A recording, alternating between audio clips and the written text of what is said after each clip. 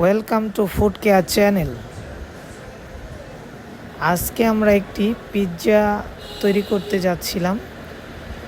তা হঠাৎ করে মনে হলো আপনাদের সাথে একটু শেয়ার করি। স্বাস্থ্যসম্মতভাবে বাসায় নিজেরা যদি পিৎজা বানিয়ে নিতে পারেন সেটা খুবই স্বাস্থ্যসম্মত। সকলে ভালো থাকবেন, বাসায় পিৎজা বানানোর ট্রাই করবেন। সকলকে অসংখ্য ধন্যবাদ ভিডিওটি দেখার জন্য।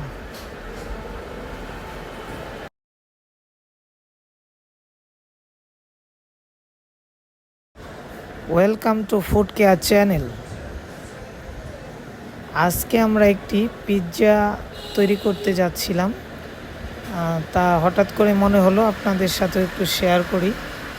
স্বাস্থ্যসম্মতভাবে বাসায় নিজেরা যদি পিৎজা বানিয়ে নিতে পারেন সেটা খুবই স্বাস্থ্যসম্মত। সকলে ভালো থাকবেন, বাসায় পিৎজা বানানোর ট্রাই করবেন। সকলকে অসংখ্য ধন্যবাদ ভিডিওটি দেখার জন্য।